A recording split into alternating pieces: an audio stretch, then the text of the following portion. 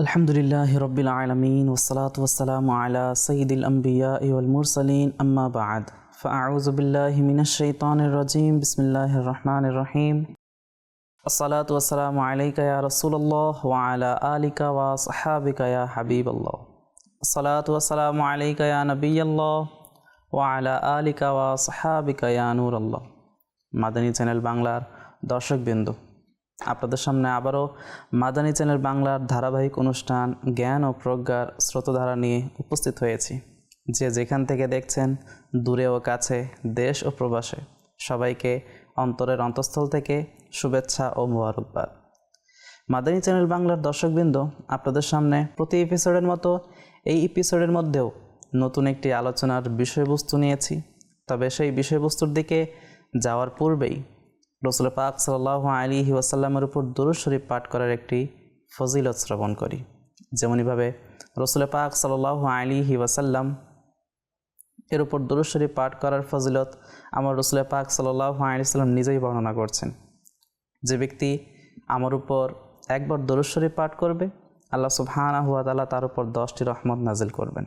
সুবহানাল্লাহ। যার উপর রব তাবারাকা ওয়া তাআলা আমার রাসূলের উপর একবার দুরূদ শরীফ পাঠ করার কারণে 10টি রহমত নাজিল করেন, তার শান ও মান, তার মর্যাদা কেমন হবে? তো কেনই না সেই রাসূল পাক সাল্লাল্লাহু আলাইহি ওয়াসাল্লামকে ভালোবেসে দরুদ শরীফ পড়ব না? তবে আসুন আমরাও একবার দরুদ শরীফ পাঠ করি। সাল্লু আলাল হাবিব সাল্লাল্লাহু তাআলা আলা মুহাম্মদ সাল্লাল্লাহু আলাইহি ওয়াসাল্লাম। মাদানী চ্যানেলের দর্শকবৃন্দ, আপনাদের সামনে আজকের যে আলোচনার বিষয়বস্তু নিয়েছি তা খুবই গুরুত্বপূর্ণ এবং আমাদের জন্য অনেক দিক নির্দেশনামূলক। এটি একটি আলোচনার বিষয়বস্তু, আর তা হলো আল্লাহ এবং তার রাসূল সাল্লাল্লাহু আলাইহি ওয়াসাল্লামের প্রিয় বান্দা হওয়া। কিভাবে আমরা আল্লাহ এবং তার রাসূল সাল্লাল্লাহু আলাইহি ওয়াসাল্লাম এর প্রিয় বান্দা এবং তার রাসূল সাল্লাল্লাহু আলাইহি ওয়াসাল্লামের প্রিয় গোলাম হতে পারি, সেই কাজগুলো কি কি সেটা নিয়ে কিছুটা আলোচনার মধ্যে নিয়ে আসার চেষ্টা করব। মাদানী চ্যানেল বাংলা দর্শকবৃন্দ, একবার এক বেদুইন ব্যক্তি, গ্রাম্য ব্যক্তি রাসূল সাল্লাল্লাহু আলাইহি ওয়াসাল্লামকে জিজ্ঞেস করলেন, আমি আল্লাহ এবং তার রাসূল সাল্লাল্লাহু আলাইহি ওয়াসাল্লামের মাহবুব বান্দা হতে চাই, প্রিয় বান্দা হতে চাই। রাসূল পাক সাল্লাল্লাহু আলাইহি ওয়াসাল্লাম ইরশাদ করলেন, আল্লাহ এবং তার রাসূলের পছন্দনীয় বস্তুকে পছন্দ করো এবং অপছন্দনীয় বস্তুকে অপছন্দ করো। আল্লাহ এবং তার রাসূল সাল্লাল্লাহু আলাইহি ওয়াসাল্লামের প্রিয় বান্দা হয়ে যাবে। সুবহানাল্লাহ। আমাদের এখানে একটি আকীদার শিক্ষা নেয়ার আছে। অনেকে এরকমও আছে যারা বলে যে আল্লাহর বান্দা বলা ঠিক, কিন্তু রসুলের গোলাম বলা যাবে না। কিন্তু আমাদের এটা মাথায় রাখতে হবে। আমি হাদিস বর্ণনা করেছি আপনাদের সামনে, আর হাদিসে পাকের মধ্যে এক বেদুইন সাহাবী রাদিয়াল্লাহু তাআলা আনহু আমার রাসূল পাক সাল্লাল্লাহু আলাইহি ওয়াসাল্লামকে জিজ্ঞেস করলেন, আমি আল্লাহ তাআলার এবং আপনার উভয়জনের প্রিয় হতে চাই। রাসূল পাক সাল্লাল্লাহু আলাইহি ওয়াসাল্লামের উত্তর কেমন ছিল? আল্লাহ এবং তার রাসূল যা পছন্দ করে তুমিও সেটাই পছন্দ করো, আল্লাহ এবং তার রাসূল উভয়জনের তুমি প্রিয় বান্দা হয়ে যাবে। তো কোনো ব্যক্তি যদি বলে আমি নবীর গোলাম, আমি রাসূল পাক সাল্লাল্লাহু আলাইহি ওয়াসাল্লামের আশিক, এটা কোনো নিন্দনীয় কাজ না। আল্লাহ সুবহানাহু ওয়া তাআলা আমাদের সবাইকে সঠিক বুঝার তৌফিক দান করুক। মাদানী চ্যানেলের দর্শকবৃন্দ, এমনি তো আল্লাহ এবং তার রাসূল সাল্লাল্লাহু আলাইহি ওয়াসাল্লামের পছন্দনীয় বস্তু এবং অপছন্দনীয় বস্তু অনেকগুলো রয়েছে। তবে আমি বিশেষ কিছু কয়েকটা নিয়ে আলোচনা করার চেষ্টা করব, যেহেতু সবগুলো আলোচনার মধ্যে আনাও সম্ভব না সময়ের সংকীর্ণতার কারণে। তবে আসুন আগে আমরা এমন কিছু বিষয়বস্তু জেনে নেই যা আল্লাহ এবং তার রাসূল সাল্লাল্লাহু আলাইহি ওয়াসাল্লাম পছন্দ করেছেন। কোরআন এবং হাদিসে পাকের মধ্যে যার বর্ণনা এসেছে সুস্পষ্টভাবে, সেই কিছু বিষয়গুলো আলোচনার মধ্যে আমরা শ্রবণ করার চেষ্টা করব। তো আসুন, রাসূল পাক সাল্লাল্লাহু আলাইহি ওয়াসাল্লাম এবং আল্লাহ তাআলা যেই বিষয়গুলো পছন্দ করেন তার মধ্য থেকে প্রথম যে বিষয়টি হলো, আল্লাহ সুবহানাহু ওয়া তাআলা তাওয়াক্কুলকারীকে ভালোবাসেন। যারা আল্লাহ সুবহানাহু ওয়া তাআলার উপর ভরসা করে, আল্লাহ সুবহানাহু ওয়া তাআলা কোরআনে পাকের একটি জায়গায় ইরশাদ করছেন, বিসমিল্লাহির রহমানির রহিম, ইন্নাল্লাহা ইউহিব্বুল মুতাওয়াক্কিলিন, অর্থাৎ নিশ্চয়ই আল্লাহ তাওয়াক্কুলকারীদের ভালোবাসেন। আর তাওয়াক্কুলের সংজ্ঞা অর্থাৎ আল্লাহ তাআলার উপর ভরসা করা, এটা সংজ্ঞা কি? এটা সংক্ষিপ্ত সংজ্ঞা হলো উপায়, উপকরণ ও চেষ্টা গ্রহণ করার পর একমাত্র আল্লাহ তাবারাকা ওয়া তাআলার উপর পূর্ণ ভরসা ও নির্ভর করা এবং সমস্ত কাজ তার নিকট সুপর্দ করে দেয়া। এটাই হলো তাওয়াক্কুল। এটাই হলো রব তাবারাকা ওয়া তাআলার উপর ভরসা। রবের উপর ভরসার নাম এটি নয় আপনি সব কিছু ছেড়ে দিয়েছেন, চেষ্টা করেননি, উপায় উপকরণও গ্রহণ করেননি এবং আল্লাহ সুবহানাহু ওয়া তাআলার উপর ভরসা করে বসে আছেন যে না আমি আল্লাহর উপর ভরসা করেছি, এই কাজটা আমার হবেই হবে। না, এটাকে তাওয়াক্কুল বলে না, এটাকে বোকামি বলে। আপনি 7 তলার ছাদের উপর চড়ে গেলেন এবং লাফ দিতে চাচ্ছেন। আপনি ভাবছেন যে আমার যদি হায়াত থাকে, আল্লাহর উপর ভরসা, আল্লাহ হায়াত থাকলে আমি বেঁচে যাব, আর যদি হায়াত শেষ হয়ে যায় মারা যাব। আপনি বাহ্যিকভাবে মারাই যাবেন। এটার নাম তাওয়াক্কুল না। রাসূল পাক সাল্লাল্লাহু আলাইহি সাল্লামকে জিজ্ঞেস করা হলো, এক সাহাবী রাদিয়াল্লাহু তাআলা জিজ্ঞেস করলেন, ইয়া রাসূলুল্লাহ সাল্লাল্লাহু আলাইহি ওয়াসাল্লাম, আমি কি উটের জন্য রশি বেঁধে আল্লাহর উপর ভরসা করব নাকি রশি ছেড়ে দিয়ে? রশি তার গলায় না বাঁধা অবস্থায় রাসূল পাক সাল্লাল্লাহু আলাইহি সাল্লাম বললেন, তার গলায় রশি বেঁধে আল্লাহ তাবারাকা ওয়া তাআলার উপর তাওয়াক্কুল করো, ভরসা করো। তো এটাই হচ্ছে উপায় উপকরণ গ্রহণ করার পরে রব তাবারাকা ওয়া তাআলার উপর ভরসা করা। এরপর আল্লাহ ইচ্ছা যা করে আমাদের জন্য কল্যাণই হবে। ঠিক তেমনইভাবে আরও একটি, যেটি কোরআনের পাকের মধ্যে আল্লাহ সুবহানাহু ওয়া তাআলা ইরশাদ করছেন যে বিসমিল্লাহির রহমানির রহিম, ইন্নাল্লাহা ইউহিব্বুল মুকসিতিন, অর্থাৎ নিশ্চয় আল্লাহ ন্যায় পরায়ণদের ভালোবাসেন, যারা ন্যায় বিচার করে, যারা মানুষের মধ্যে ন্যায় প্রতিষ্ঠা করার চেষ্টা করে এবং কোরআন এবং হাদিসকে সামনে রেখে বিচার করার চেষ্টা করে, আল্লাহ সুবহানাহু ওয়া তাআলা তাকে ভালোবাসেন। ঠিক তেমনইভাবে আল্লাহ সুবহানাহু ওয়া তাআলা কোরআনের অপর একটি জায়গার মধ্যে ইরশাদ করছেন বিসমিল্লাহির রহমানির রহিম, ইন্নাল্লাহা ইউহিব্বুল মুত্তাকিন, অর্থাৎ নিশ্চয়ই আল্লাহ মুত্তাকিদের ভালোবাসেন। যারা মুত্তাকি হবে, যারা পরহেজগার হবে, যারা আল্লাহ ভীতি হবে, যারা আল্লাহওয়ালা হবে, আল্লাহ সুবহানাহু ওয়া তাআলা তাদেরকে ভালোবাসেন। আর মুত্তাকি হওয়ার জন্য আমার রাসূল পাক সাল্লাল্লাহু আলাইহি ওয়াসাল্লাম আমাদেরকে ইরশাদ করেছেন। এক হাদিসে পাকের মধ্যে এসেছে রাসূল পাক সাল্লাল্লাহু আলাইহি ওয়াসাল্লাম ইরশাদ করেন, ইত্তাকিল্লাহা হাইসুমা কুনত, অর্থাৎ তুমি যেখানেই থাকো রবকে ভয় করো। কেননা তাকওয়াই হলো দ্বীনের ভিত্তি এবং এর মাধ্যমেই ইয়াকিনের উচ্চ মর্যাদায় পৌঁছানো যায়। তাকওয়া না থাকলে আপনার ইয়াকিনও মজবুত হবে না, তাকওয়া না থাকলে ফরজ কাজগুলো আদায় করা সম্ভব হবে না, তাকওয়া না থাকলে গুনাহ থেকে বাঁচাও সম্ভব হবে না। এই জন্য আমাদের উচিত আল্লাহ সুবহানাহু ওয়া তাআলার জন্য তাকওয়া অবলম্বন করা। ঠিক তেমনইভাবে অপর একটি জায়গার হাদিসে পাকের মধ্যে এসেছে রাসূল পাক সাল্লাল্লাহু আলাইহি ওয়াসাল্লাম ইরশাদ করছেন, ইন্নাল্লাহা ইউহিব্বুর রিফকা ফিল আমরি কুল্লিহি, আল্লাহ সুবহানাহু ওয়া তাআলা এবং তার রাসূল সাল্লাল্লাহু আলাইহি সাল্লাম যে সমস্ত বিষয়গুলো পছন্দ করেন তার মধ্য থেকে একটি হলো নম্রতা ও কোমল আচরণ, যা আমাদের মধ্যে বর্তমান সময়ে খুবই কম দেখা যায়। আমরা কিছু থেকে কিছু হলেই একজন আরেকজনকে চিল্লাচিল্লি শুরু করি, মার দেওয়া শুরু করি, আঘাত করার চেষ্টা করি। আমার পাওয়ার আছে, তার কিছুই নেই, সে দরিদ্র, আমি টাকাওয়ালা, আমার 2-4 জন 10 জন 20 জন গুন্ডা আছে, আমি চাইলে মুহূর্তের মধ্যে তাকে দমিয়ে ফেলতে পারবো। এই জন্য আমরা কোমল আচরণ করি না। কিন্তু রাসূল পাক সাল্লাল্লাহু আলাইহি ওয়াসাল্লাম এর শিক্ষা কি এটিই ছিল? রাসূল পাক সাল্লাল্লাহু আলাইহি ওয়াসাল্লাম যখন মক্কা বিজয়ের সময় বড় বড় কাফেরেরা রাসূল পাক আলাইহিস সালাতু ওয়াসসালামকে যারা কষ্ট দিয়েছিল তারাও সামনে ছিল, কিন্তু রাসূল পাক সাল্লাল্লাহু আলাইহি ওয়াসাল্লাম তাদেরকে কি করেছেন?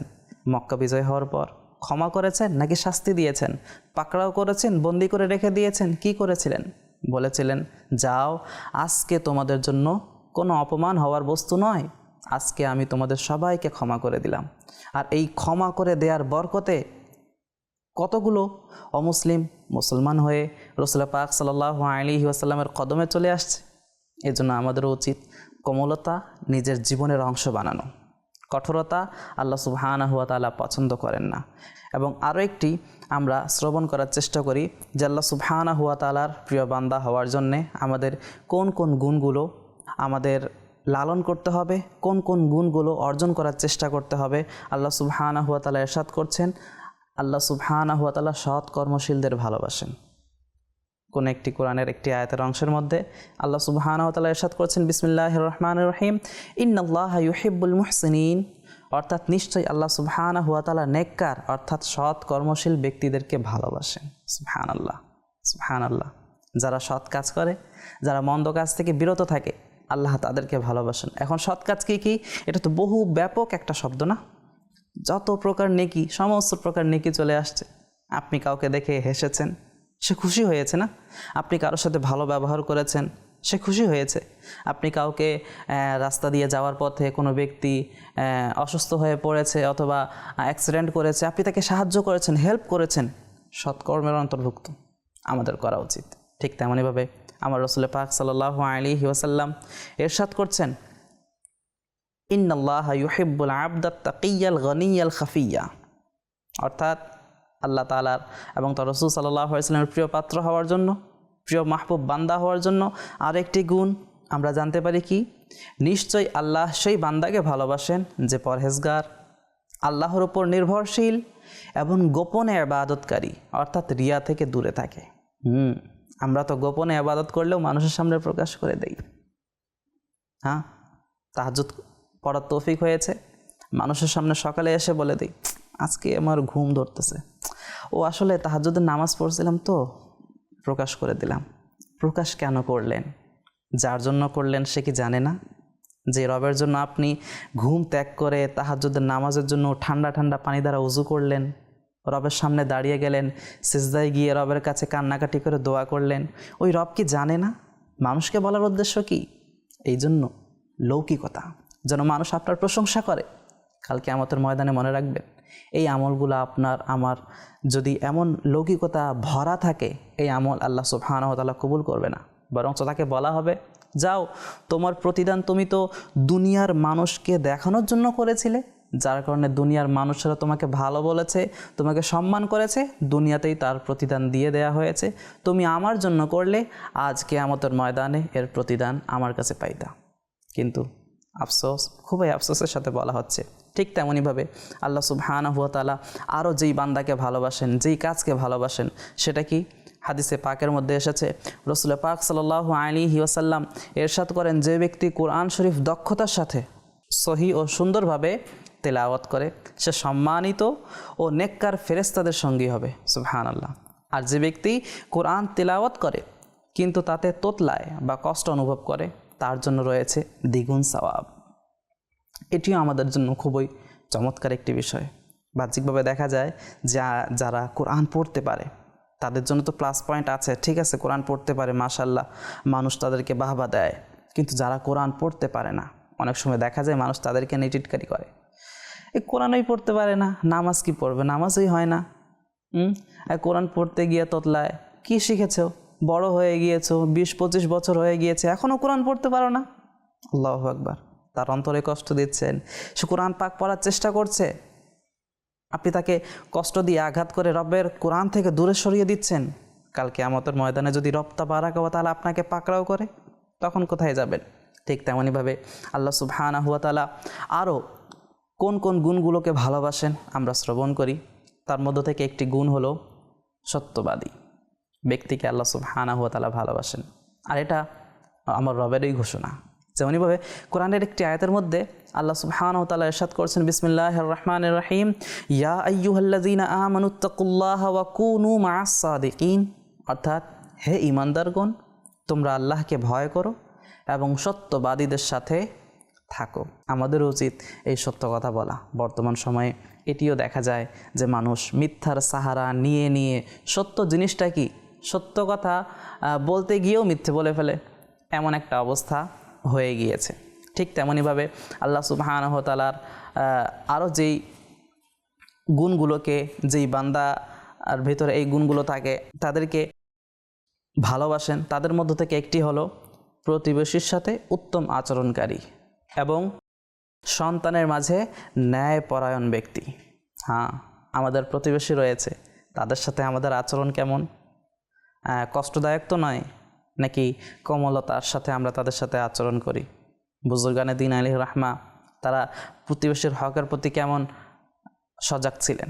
এক বুজুর্গ রহমতুল্লাহি আলাই এর ঘরের পাশে কুড়া, ময়লা ইত্যাদি রেখে দিত, তিনি প্রতিদিন তা পরিষ্কার করে দিতেন।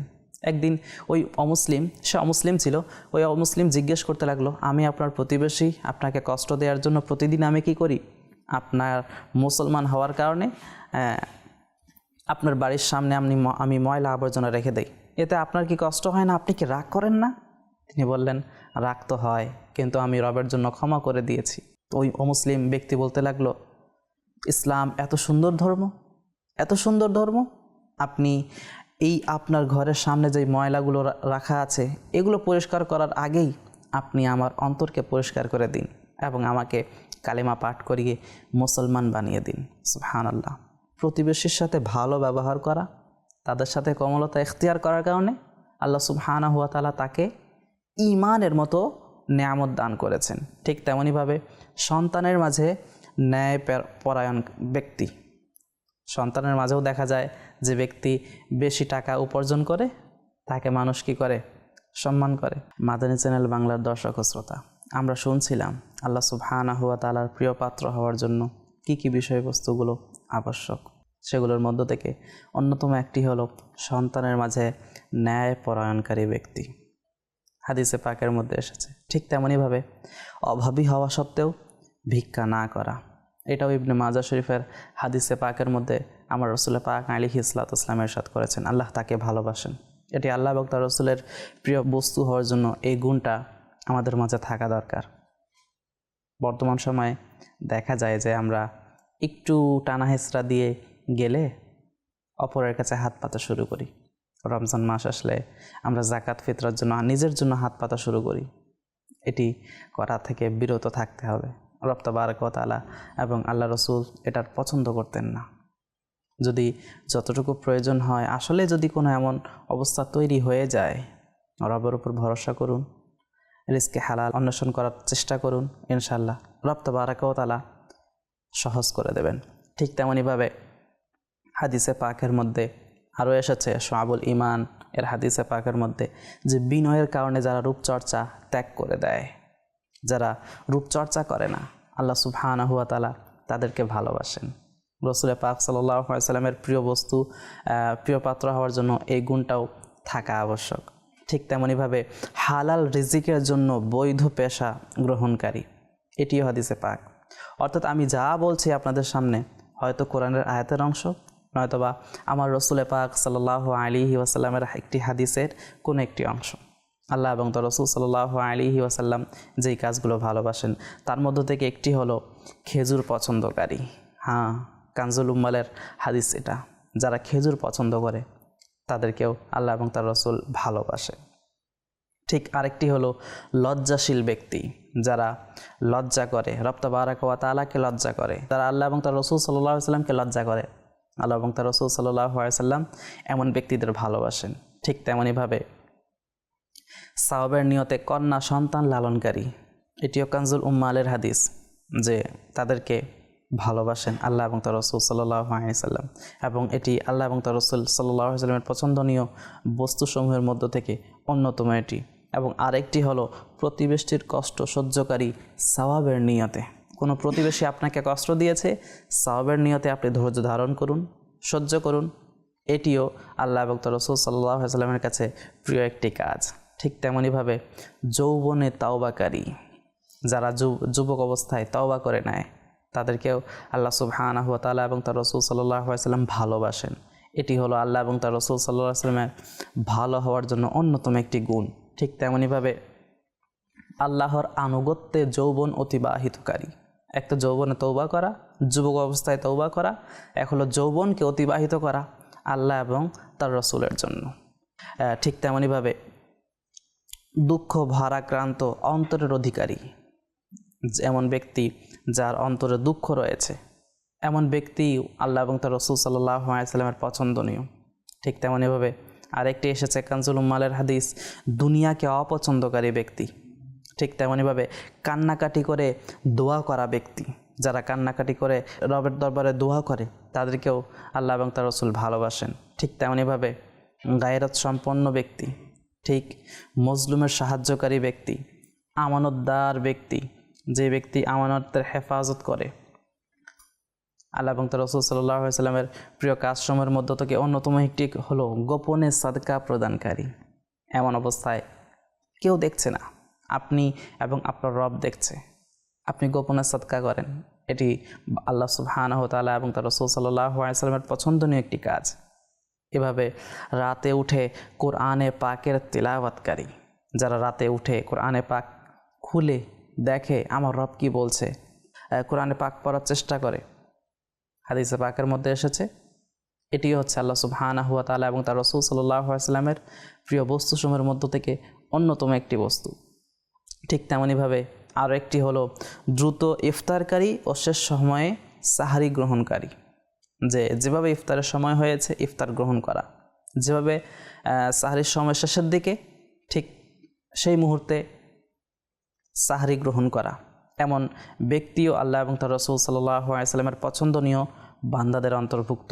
এভাবে কাতার পূর্ণকারী, অনেক সময় দেখা যায় যে মানুষ কাতারকে পূর্ণ না করেই আরেকটি কাতার তৈরি করে, না, এমনটি করা যাবে না। আগে ওই কাতারটি পূরণ করতে হবে, ওই কাতারটি পূরণ করা আমাদের জন্য আবশ্যক। এরপরে যদি কাতারটি পূর্ণ হয়ে যায়, ফিল আপ হয়ে যায়, দেন আমাদের পেছনের কাতারে আসতে হবে। ঠিক তেমনইভাবে হালাল রিজিক অন্বেষণকারী, তালাশকারী এবং দানশীল ব্যক্তি।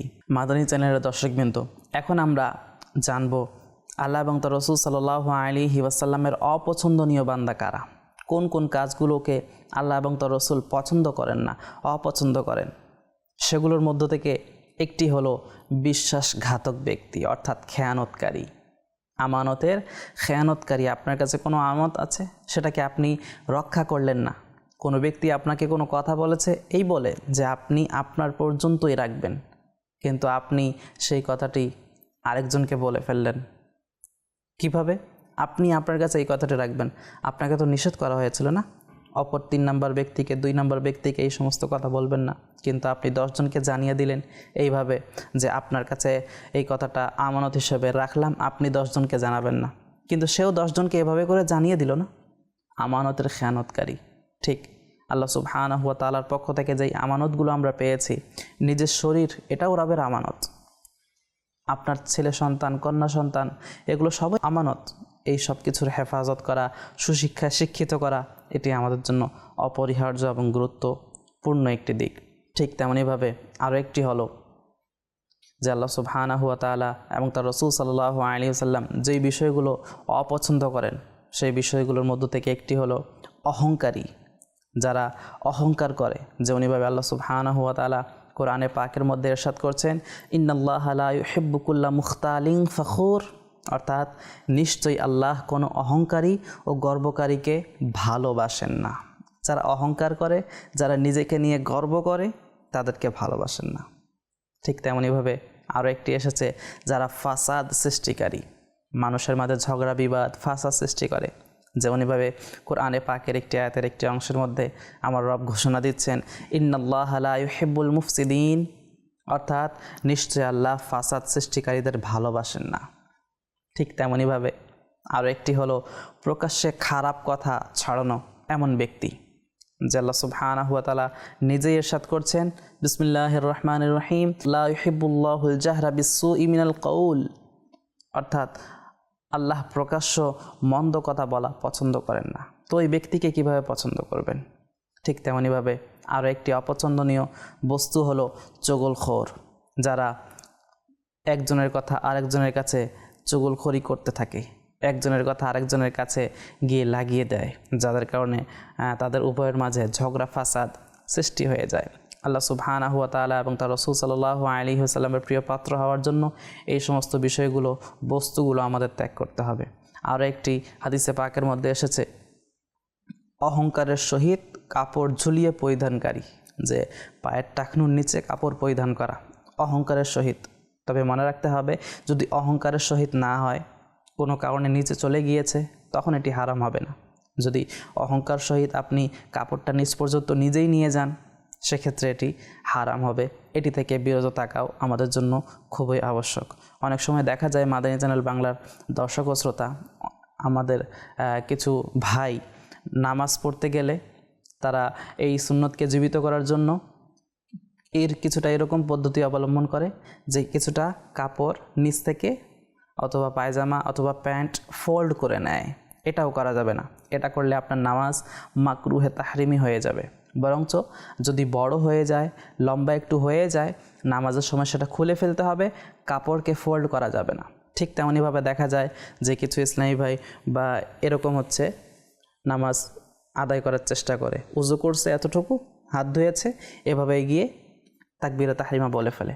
এটা থেকেও বিরত থাকতে হবে। এভাবেও আমাদের নামাজ মাকরুহে তাহরিমি হয়ে যাবে। তো এটা থেকে আল্লাহ সুবহানাহু ওয়া তাআলা আমাদের বিরত থাকার তৌফিক দান করুক। ঠিক তেমনইভাবে আল্লাহ এবং তার রাসূল সাল্লাল্লাহু আলাইহি সাল্লামের অপছন্দনীয় কাজের মধ্য থেকে অন্যতম হলো কাকুতি মিনতি করে ভিক্ষা করা। এমন ব্যক্তিকে আল্লাহ এবং তার রাসূল পছন্দ করেন না, যে ভিক্ষা করার জন্য অনেক কাকুতি মিনতি করে যে আমাকে কিছু না কিছু হলে দিয়েই যাও। না, এমনটা করা যাবে না। ঠিক তেমনইভাবে বৃদ্ধ ব্যভিচারী, অহংকারী, গরিব এবং জালিম ধনী এমন ব্যক্তিকেও আল্লাহ সুবহানাহু ওয়া তাআলা এবং তার রাসূল সাল্লাল্লাহু আলাইহি ওয়াসাল্লাম পছন্দ করেন না। আরও একটি এসেছে, সেটা হচ্ছে প্রয়োজনের অতিরিক্ত ভোজনকারী। প্রয়োজনের অতিরিক্ত যারা খাবার গ্রহণ করে, ভোজন করে, তারাও হচ্ছে আল্লাহ এবং তার রাসূল সাল্লাল্লাহু আলাইহি ওয়াসাল্লামের পছন্দনীয় বান্দাদের তালিকার অন্তর্ভুক্ত না। এটা আমাদের সমাজে প্রায় দেখা যায়। আমি কোনো হোটেলে গেলাম, খাবার আমার ভালো লেগেছে, আমি এতগুলো নিয়ে ফেললাম। এতগুলো নিয়ে ফেলার কারণে এখন আমি অর্ধেক খেয়েছি, অর্ধেক খেতে পারছি না, প্রয়োজন হয়ে গিয়েছে, আমি আরও খাচ্ছি। এভাবে আমি আমার যতটুকু প্রয়োজন ততটুকু খেয়ে ফেললাম এবং সাথে সাথে আরও আমি খাওয়ার চেষ্টা করছি, অতিরিক্ত করার চেষ্টা করছি। এটা আল্লাহ এবং তার রাসূল সাল্লাল্লাহু আলাইহি ওয়াসাল্লাম পছন্দ করেন না।